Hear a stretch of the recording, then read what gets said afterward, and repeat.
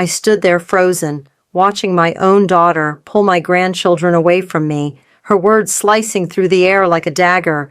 "That old woman just wants something from us." I never thought I'd see the day it would come to this. But there I was, standing on the soft sand of the beach in my quiet coastal town, looking out at the horizon when I saw them, Jessica, my daughter, and my sweet grandchildren Sophie and Danny, playing near the water. It was supposed to be a peaceful afternoon. The sun was setting, painting the sky in hues of pink and orange, just like the summers I used to spend with my late husband George. I had come out for a stroll, enjoying the fresh air, trying to quiet the thoughts that had been spinning in my head. It was a quiet life I had built for myself after so many years of sacrifices. But as I took a few steps closer, something unexpected happened. Jessica saw me. Her eyes shifted for a moment, locking onto me with a mixture of surprise and discomfort. Then, without a word, she grabbed Sophie and Danny by the hands and hurried them away from me, her back turned as if I were a stranger. "Don't look at her," I heard her mutter so softly at first that I almost convinced myself I had imagined it. But then the words hit me like a slap to the face. "That old woman just wants something from us." In that moment, my heart dropped. My breath caught in my throat. It was like my whole world had stopped. It was a crushing feeling, one that I hadn't expected to experience from my own flesh and blood. My daughter, the woman I had raised, the one I had poured all my love into, had just publicly humiliated me in front of my grandchildren. I stood there frozen on the beach, my hands still half raised in a wave that would never be returned. The pain that rushed through me was sharper than any physical ailment I had felt in my 72 years. I had sacrificed so much for her, working long hours at the hospital, postponing my own dreams, even selling our family home after George died, just so I could help her. And now here I was, being discarded, not just by Jessica, but by the entire family I had worked so hard to support. That was the moment I knew. Enough was enough. It was time to stop funding Jessica's life. I had given enough, sacrificed enough, no more. The bank would be hearing from me tomorrow, and for the first time in years I felt like I was finally making a decision for myself. I stood there frozen on the beach, watching Jessica's figure retreating with my grandchildren, her words still echoing in my ears. "That old woman just wants something from us." I could hear them as clearly as if she had shouted them to the entire world. The wind whipped through my hair, but it barely registered. The warmth of the setting sun didn't reach me. The beach that once brought me peace now felt like a distant memory, just like the person I used to be. For a long moment, I didn't know what to do, where to go. My heart, once so full of love and pride for my daughter, now felt like it was being torn in two. Jessica, the girl I had raised, had just dismissed me, treated me as though I were nothing more than an inconvenience, a burden. The pain was sharp, deep. It cut through me like a jagged blade, and I felt it with every breath. My own daughter, the one I had given so much for, had just pulled away in disgust as if I were a stranger. I stood there unable to move as my thoughts began to flood my mind. The years, the sacrifices. I could hear the sound of the hospital doors opening and closing in my memory, the click of my shoes as I worked overtime to pay for their lives. Double shifts, sleepless nights, all to make sure that Jessica and her family had everything they needed. How could I have let it get this far? How could I have let her treat me like this? My mind wandered back to when George and I first bought that little house, the one I had poured my heart into. The place where we raised Jessica, where every wall held the echoes of our laughter, where our love had shaped every room. But after George passed, I couldn't keep the house. I had to sell it, move into this tiny cottage, all so I could help Jessica. I thought about that day years ago, when Jessica and Michael came to me with that desperate look in their eyes.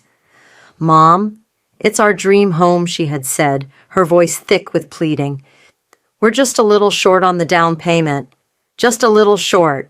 I sold what was left of our family home. the house I had built my entire life around, and gave them the money. I thought I was doing the right thing. I thought I was helping supporting the life Jessica and Michael wanted to build together. And for years, I helped. I thought of the endless checks I'd written, the payments I'd made for their mortgage, their car payments, the vacations I had funded when they wanted a break from their busy lives. All while my own dreams sat dormant, collecting dust in the back of my mind. I had put them all aside, but in my heart, I believed it was worth it. I wanted them to be happy. I wanted to see Jessica's family thrive. But now, standing on this beach, I realized it had all been in vain. My hands trembled as I walked back to my cottage, my feet dragging in the sand, heavy with the weight of realization. As soon as I reached the door, I turned the key, the small click sounding louder than ever. I stepped inside, closing the door behind me with a finality I hadn't known I needed. The stillness of my little home greeted me. The walls, simple and plain, had always felt like a refuge after a long day of work. But now everything felt different. The room seemed to close in around me, and I couldn't escape the suffocating sense of betrayal. I leaned against the door for a moment, trying to collect myself. The room spun around me, my vision blurring with tears I hadn't expected to fall. I sank into my old armchair by the fireplace, the same one I'd had for years, its fabric worn from use. It had always been my place of comfort, but today it felt empty. My hands rested on my lap, still shaking, as I stared at the dying embers in the fireplace. The warmth from the fire seemed distant now. I couldn't even bring myself to tend to it. I just sat there, lost in my thoughts. The fire crackled softly in the corner of the room, but I didn't hear it. All I could hear were Jessica's words. "That old woman just wants something from us." I thought back to everything I had given. The double shifts at the hospital to pay for their private school tuition, the extra hours I worked to help with their vacations, the way I'd never once asked for anything in return. I gave and gave, always thinking that someday it would be enough. But it wasn't. Jessica's words had made that clear. It wasn't just about money. It never had been. It was about love, about sacrifice, about being there when they needed me, and for all that I was discarded. Not once did Jessica ask how I was doing, how I was feeling. Not once did Michael show the slightest bit of gratitude for everything I had done for them. I blinked, trying to push the tears away, but it was useless. I had spent years suppressing my feelings, pushing my own needs aside for the sake of their happiness. But now I realized that I had neglected the most important thing in my life, myself. For the first time in years, I let the tears flow. I let them wash over me, releasing everything I had been holding in. I wasn't going to hide anymore. I wasn't going to let Jessica or anyone else make me feel small. The thought that came to my mind was sharp and clear. I'm done. I'm done being their bank. I'm done being taken for granted.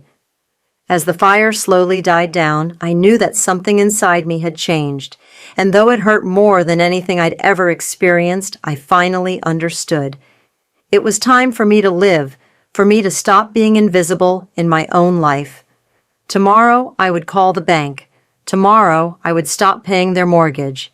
It was time for me to reclaim my life. The next morning, the phone call to the bank was not easy, but it was necessary. As I sat in my small cottage, the quiet felt more like a friend than a lonely emptiness.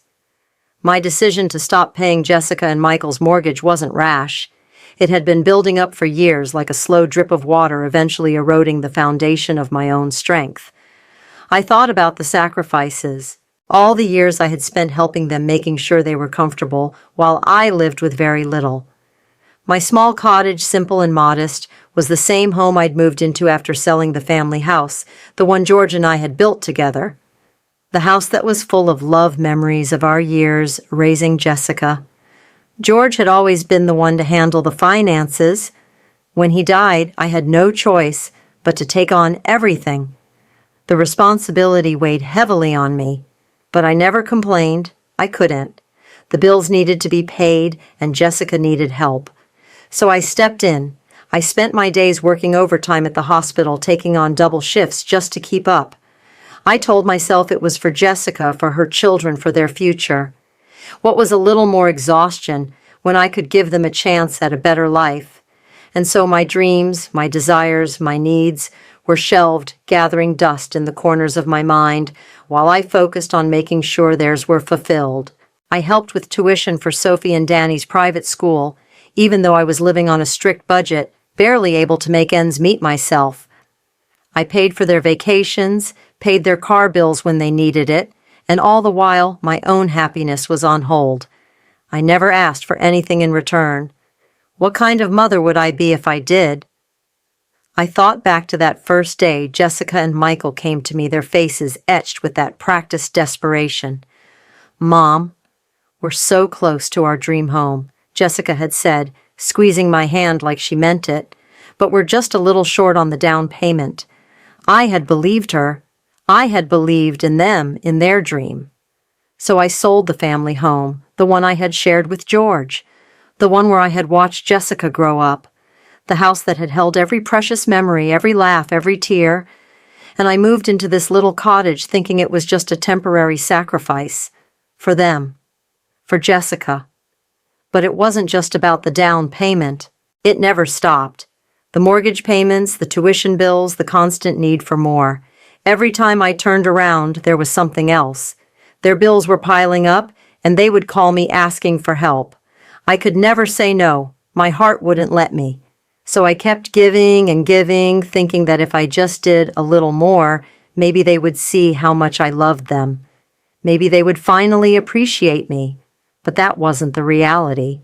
Despite everything I had done, Jessica always found a way to complain. She'd talk to her friends, her relatives, anyone who would listen. My mom, she's just so controlling, she would say, her voice tinged with frustration. She doesn't understand that we have our own lives now. And Michael, he would just roll his eyes, muttering under his breath. The times I visited, I could feel the coldness radiating from him. His comments about handouts, about how I was ruining everything, hurt more than I cared to admit. He would act like I was a nuisance, like I wasn't even supposed to be there, like my presence was only a reminder of the money they could count on. They never acknowledged how much I had sacrificed for them. The double shifts, the years of giving up my own happiness to make sure they had what they needed. They never saw me as Evelyn, the woman who had spent her life loving and caring for them. Instead, I was a resource, an ATM with no limits. I could feel the resentment building inside me every time I visited. The longer I stayed, the more I realized how little they cared about me beyond what I could provide. They never asked about my health, my well-being, or how I was coping with George's loss. It had been over a decade since he passed, but the ache in my chest was still fresh, a wound that never fully healed. It seemed like the more I gave, the less they cared. They treated me like a convenience, something to use when it was needed, and then cast aside when I was no longer of service. But I couldn't bring myself to stop. I couldn't stop helping them, not while Jessica and Michael had their hands out asking for more. I loved them, and love can make you do crazy things. The days passed, and I continued giving, until that moment on the beach when everything changed. As I walked back into my cottage that evening, I could feel the weight of the decision I had just made pressing down on me. My hand trembled as I locked the door behind me. I had spent so many years trying to make them happy, trying to show them my love through financial support, but now I realized I had to stop. I had to stop giving in order to save myself. The realization was painful. How could I have let it go on for so long? How could I have let them treat me this way? The answer was simple. I had been blinded by love, but no more. I wasn't going to sacrifice myself any longer. Tomorrow, I would call the bank. Tomorrow, the payments would stop, and for the first time in years, I would finally start living for me. The evening was quiet, and the air felt strangely heavy around me. As I sat in my old armchair, the fire crackling softly in the corner, I couldn't shake the thoughts swirling in my mind. The decision I had made on the beach, the one that had been years in the making, was finally becoming real. It wasn't just a fleeting thought anymore. It was the moment I was going to stop being their bank, their fallback, their lifeline. It was time for me to reclaim my life. My hands shook as I picked up the phone. The numbers on the keypad seemed blurry, my heart racing in my chest. The weight of what I was about to do pressed down on me. For so long, I had been their safety net. I had given them everything, my time, my money, my energy, and it had been met with nothing but disrespect and entitlement. But tonight, that was going to change. With a deep breath, I dialed the bank's number.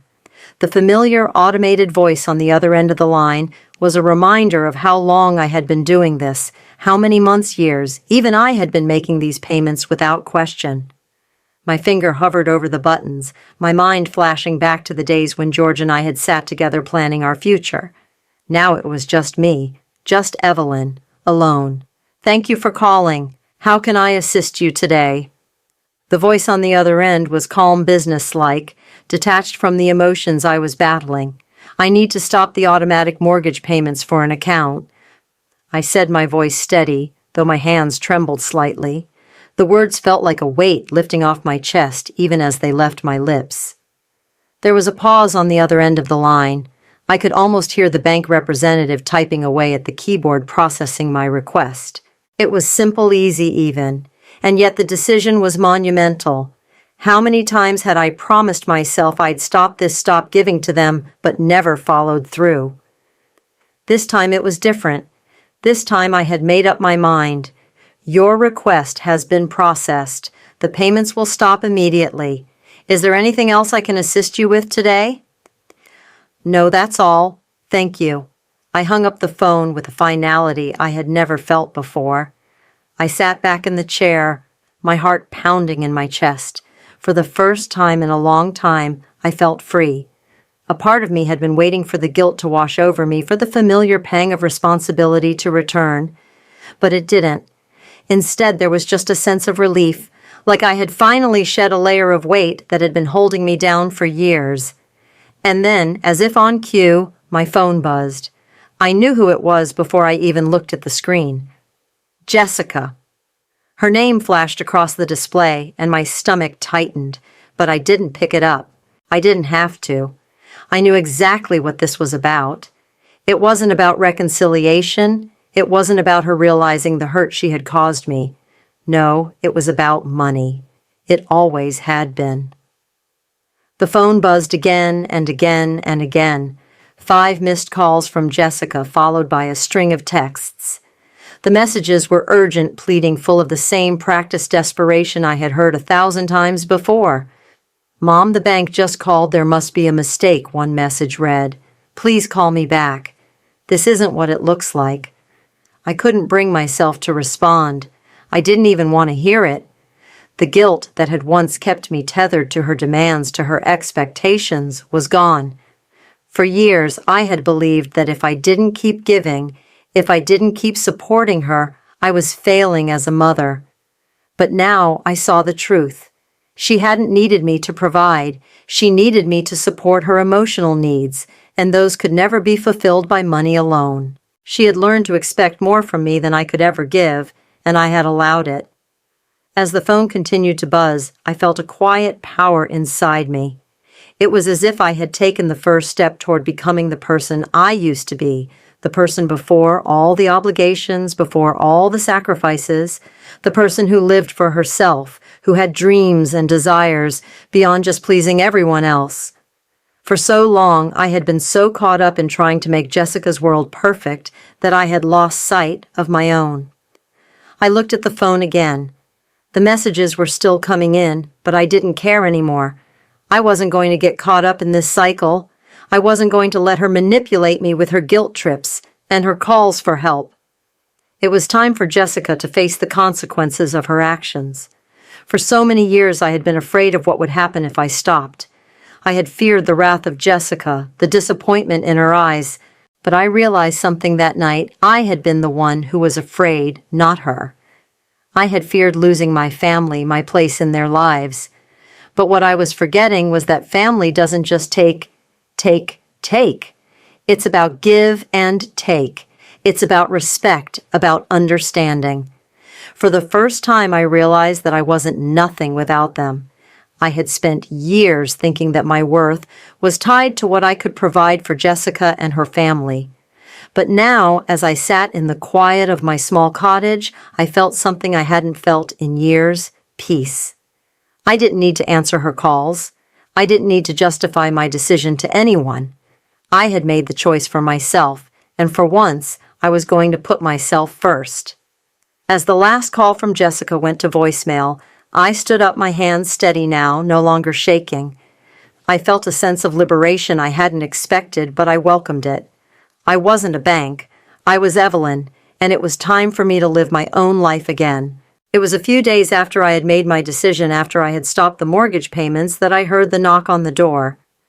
I had been bracing for it, knowing that Jessica would come to confront me. I hadn't been ready to face her just yet, but somehow I knew it was coming. The question was, how would I handle it? Would I let the guilt creep back in, as it had so many times before, or would I stand firm and finally set the boundaries I should have set years ago? I opened the door to find Jessica standing there, her posture stiff, her expression unreadable. She looked every bit the part calm, collected, but I could see the tension in her eyes. It was that look she always got when she was about to play the part of the concerned daughter, the one who acted as though she had no idea what was going on, as though she were the victim in all this. "Mom," she said, her voice too smooth, too practiced.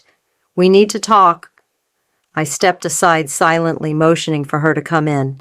The silence between us was thick as she walked through the door, her eyes scanning my small cottage with a mix of disdain and curiosity.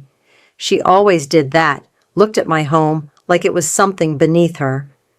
My simple life, my simple surroundings, must have been a stark contrast to the image of grandeur she and Michael had always aspired to. Jessica sat down on the edge of the sofa, her hands clasped tightly in her lap, her shoulders slightly hunched in that familiar way she had when she was trying to appear vulnerable. But I could see through it now. I could see the game she was playing. I had fallen for it so many times before, but not this time. I took a deep breath and sat down across from her, the fire crackling softly in the corner.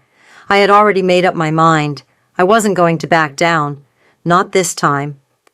"Jessica," I began, my voice calm but steady. "I think you know why we're having this conversation." Her eyes flickered for a moment, and she crossed her arms defensively. "I don't know what you're talking about, Mom," she said, feigning confusion.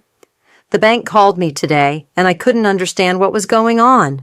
Why would you stop paying the mortgage? We've been through this before. I didn't let her off the hook. You and Michael have been through a lot, haven't you? And I've been there every step of the way, haven't I?" I looked directly at her, watching, as her mask faltered just slightly. "I've worked myself to the bone, Jessica. Double shifts, long hours. All of it so you could have the things you wanted. I sold our family home, the one George and I built to help you and Michael buy your dream home. I've paid for your mortgage, your car, your vacations. I've helped with the kids' tuition, and I've never once asked for anything in return. Never." Jessica's face tightened, but she didn't interrupt. I could see her calculating her response, but I wasn't going to let her derail this. I had spent too many years being manipulated by her. I wasn't going to let that happen again. "You've never once asked how I'm doing, how I'm feeling," I continued. "You've never once considered that maybe I have my own needs, my own dreams. All those years, Jessica, all those years I put your family first, while mine faded into the background. And what did I get in return? Criticism. Blame. You complain to everyone about how controlling I am, about how I'm ruining things. You never stop to think that maybe I'm just trying to help you, that maybe, just maybe, I'm doing the best I can." The words hung in the air, heavy and raw.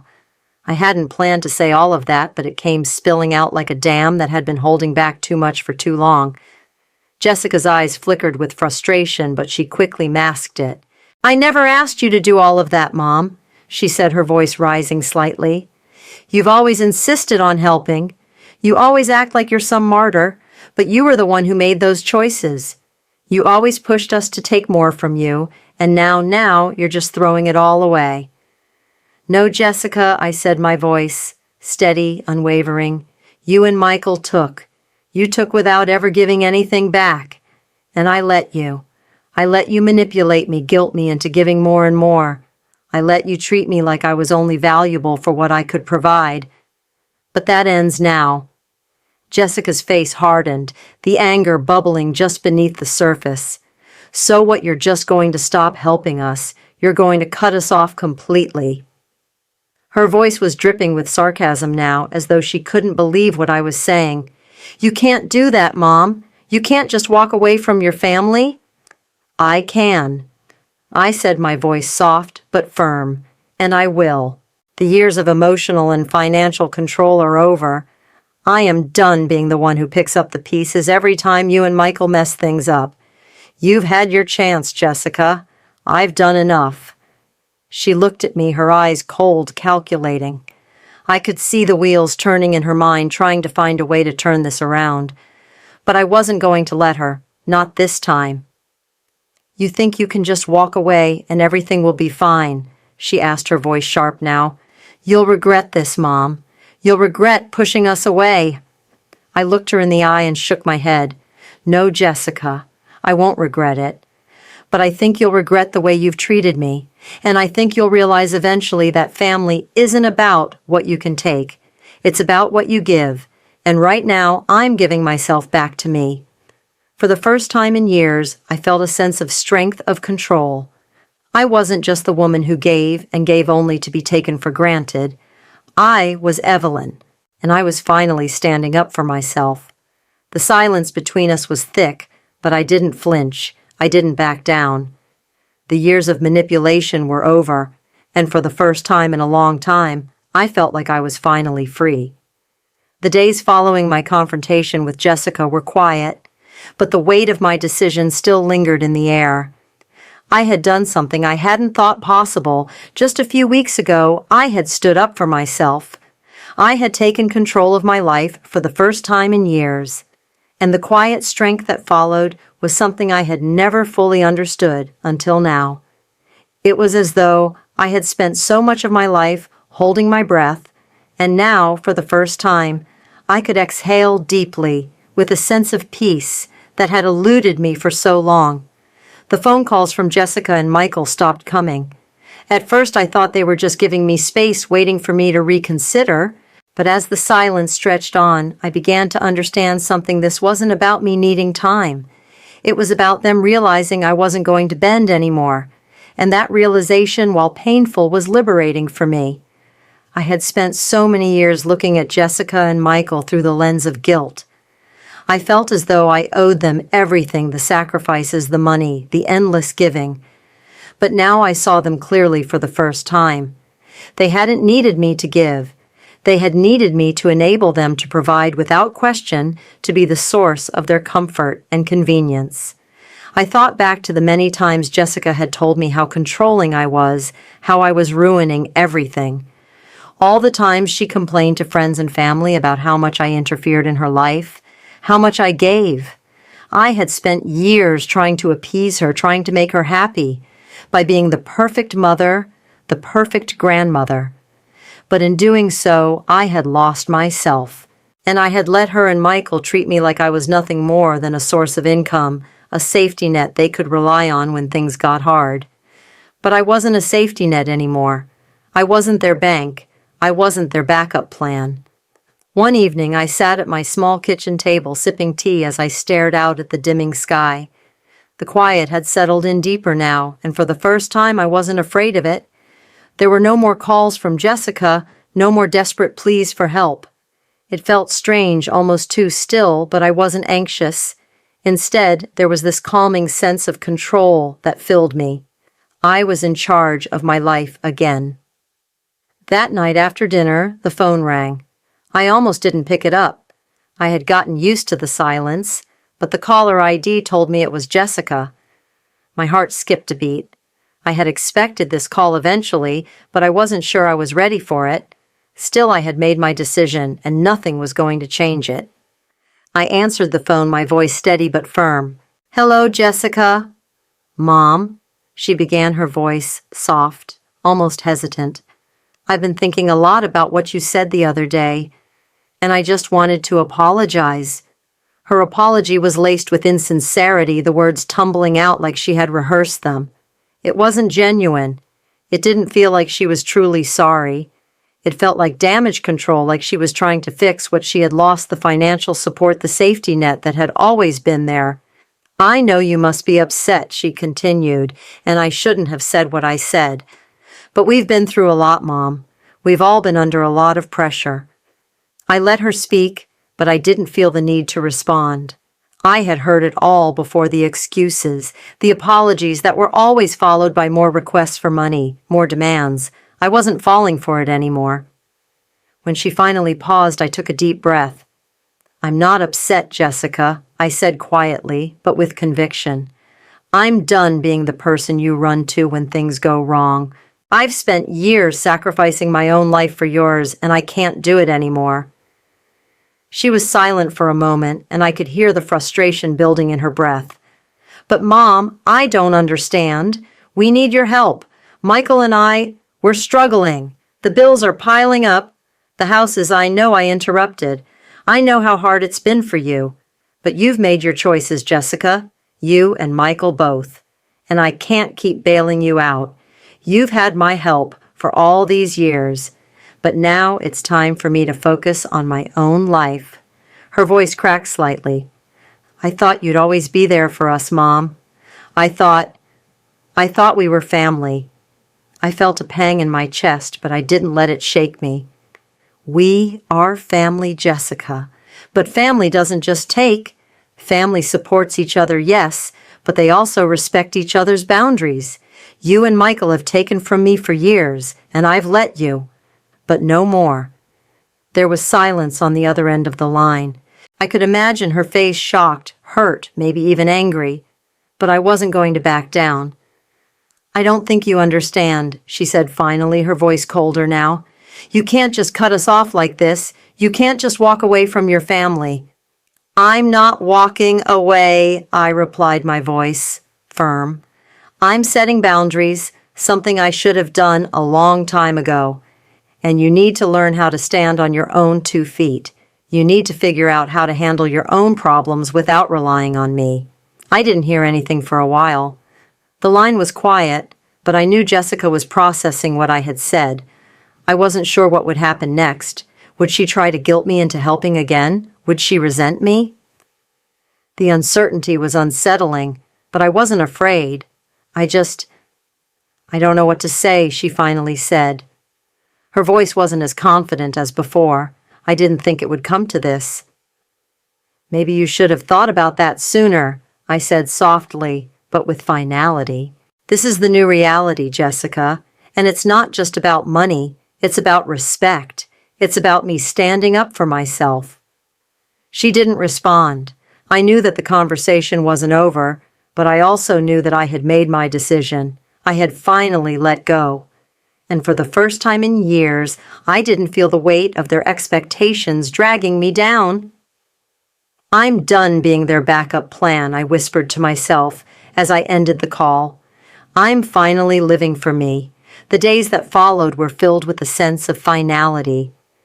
After the call with Jessica, I felt the weight lift off my shoulders, but there was still work to be done. I knew that while I had made my boundaries clear to her, there was more to it than just words. I couldn't trust her or Michael to respect the decisions I had made for my own life. I had to take further action, not just to protect myself, but to ensure that Sophie and Danny would have a future that wasn't tainted by their parents' financial irresponsibility.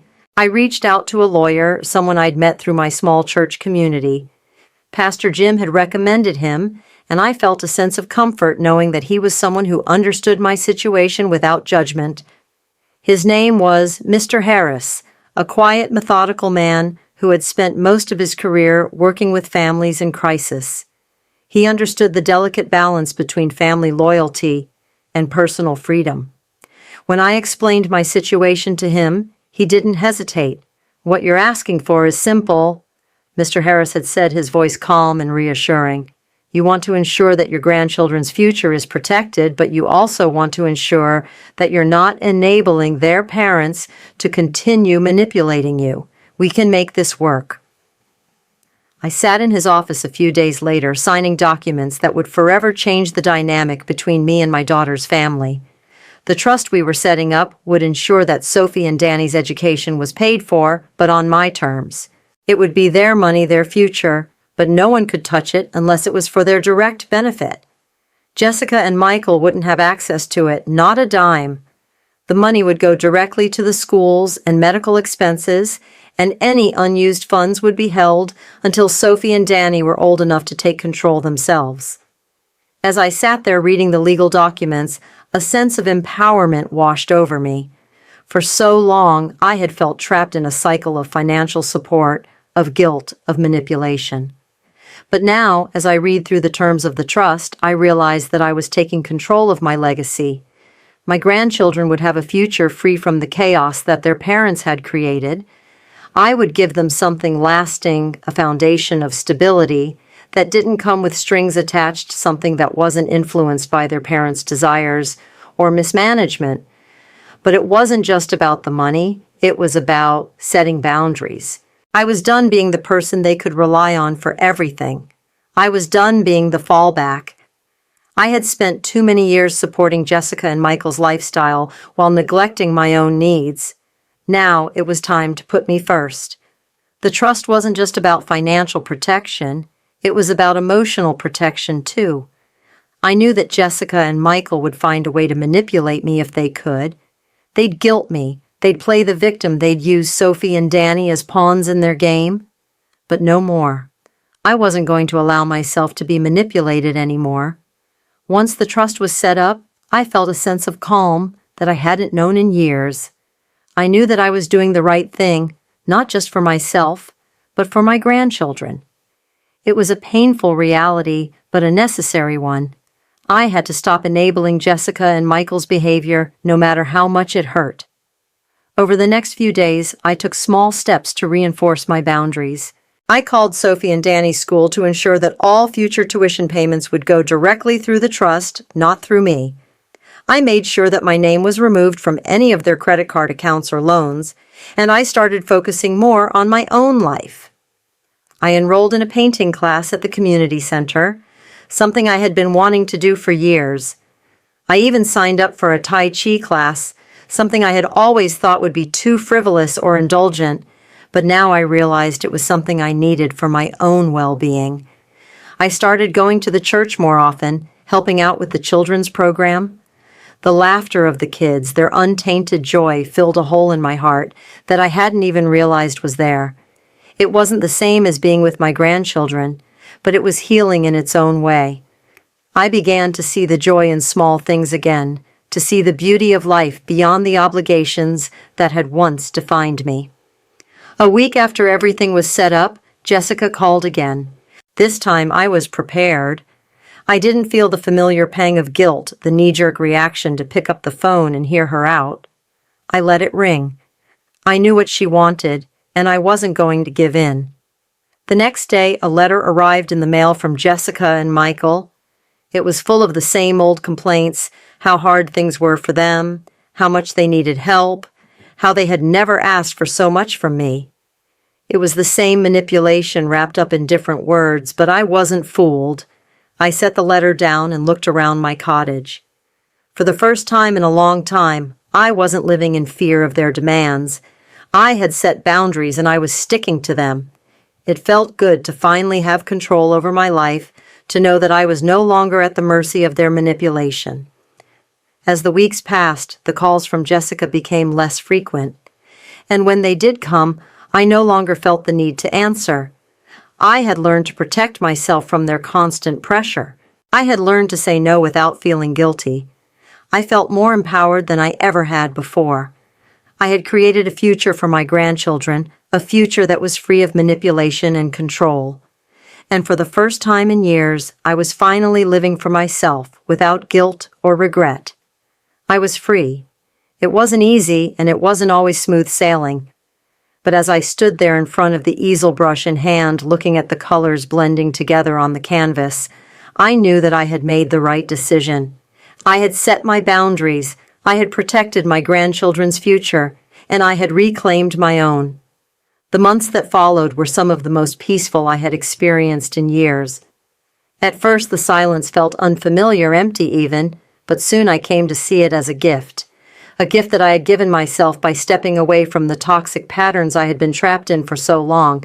I had always told myself that my life was about giving, about supporting, about making sure everyone around me was taken care of. But now I realized my life was also about me, about reclaiming my joy, my freedom, my dreams. I had always wanted to learn how to paint, but I had never allowed myself the time. I thought it was a selfish pursuit, something frivolous that could wait. But now, with the time and space I had carved out for myself, I signed up for a painting class at the local community center. It was terrifying at first picking up a brush and trying to create something from nothing, but as the weeks passed, I began to find my rhythm. The act of painting became my therapy, my way of expressing the emotions I had buried for so long. The canvas was a mirror reflecting the transformation I had gone through. I also joined a Tai Chi class. I had always admired the fluid, graceful movements, but I never thought it was something I could do at my age. But now, with a newfound sense of self and purpose, I threw my doubts aside and signed up. The first class was clumsy, my movements stiff and uncoordinated, but with each session I felt my body loosen, my mind quiet. The physical act of moving slowly, intentionally grounded me in a way I hadn't expected. It was a reminder that I didn't have to rush through life. I could take my time, be present in each moment, and find peace in the stillness. And then there was the gardening group. I had always loved gardening, but after moving into this small cottage, I never took the time to plant anything. The soil here wasn't as rich as the garden I'd tended in my old home, but I could still find joy in it. I started with a small plot, just a few flowers, a couple of herbs. It didn't take long before my neighbors, who I had only exchanged pleasantries with before, began to join me. We formed a small group, and every Saturday we would work together talking about life, our families, and our hopes. It became my little sanctuary, a place where I could find connection without expectation, where I didn't have to be anything but myself. As I immersed myself in these new activities, something else began to shift. My relationship with Sophie and Danny blossomed in a way I hadn't thought possible.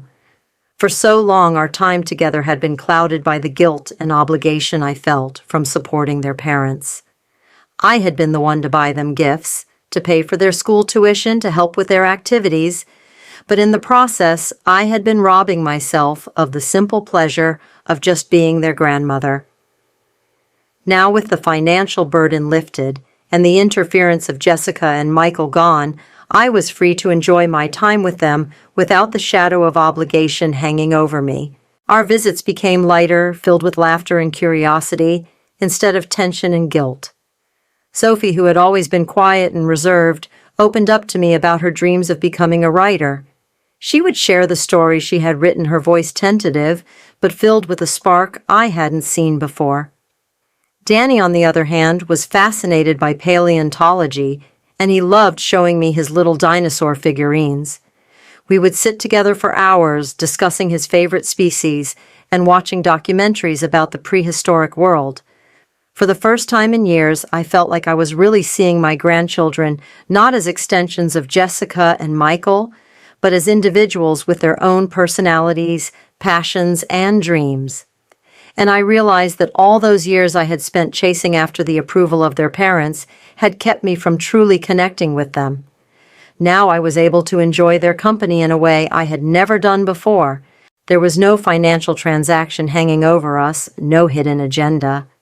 It was just pure, unadulterated love. It wasn't always perfect, of course. There were moments when I could see the influence of their parents, especially when Michael would call to ask about the kids. But I didn't let it bother me anymore.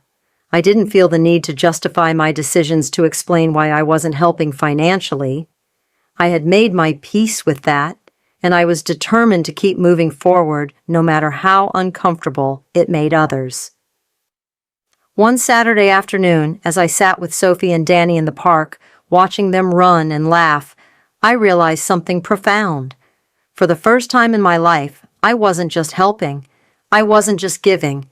I was living for myself, living for them, living for the moments that truly mattered. Sophie came running toward me, a big smile on her face, and handed me a drawing she had made of a tree in bloom, with a bright sun shining in the sky. "This is for you, Grandma," she said, her voice full of pride. I hugged her tight, feeling a lump form in my throat.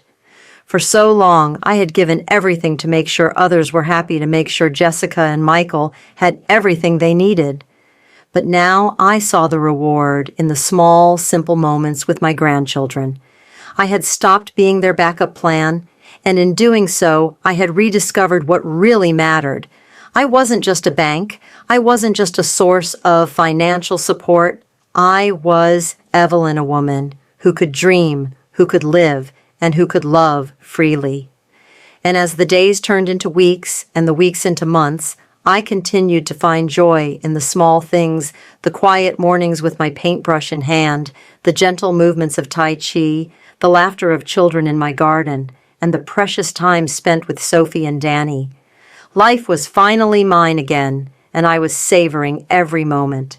As the days passed, I found myself feeling lighter, more content, and ready to embrace whatever came next. It was an unfamiliar feeling, but it was the kind of peace I had longed for, the kind of peace I had never allowed myself to experience. It was now my 73rd birthday, and for the first time in years, I wasn't dreading the day. I wasn't focused on the things I had given up or the sacrifices I had made.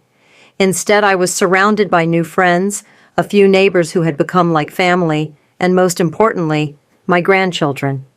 Sophie and Danny were there, their faces full of excitement, carrying handmade cards they had created just for me. Danny had even painted a little rock with bright colors, his way of telling me how much I meant to him. The room was filled with laughter, with the kind of joy that only comes from people who truly care about you, not because of what you can give them, but simply because of who you are. For the first time in years, I felt truly loved and appreciated.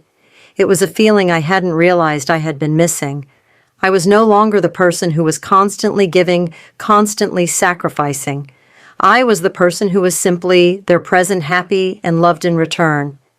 But then as the evening began to wind down, the doorbell rang. I knew it was Jessica before I even answered. There was a knock on the door, and when I opened it there, she stood quiet, subdued, her eyes red as though she had been crying. "Mom, can we talk?" she asked softly, her voice almost pleading. I could see the change in her.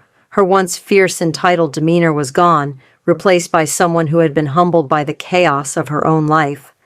Jessica had finally left Michael, and it seemed the weight of it all had broken her in ways I hadn't expected. I invited her in, and we sat down at the kitchen table, the air thick with unspoken words. Jessica tried to apologize, but I could see through the words. This wasn't about reconciliation. It was about her realizing the limits I had set. It was about boundaries, not forgiveness.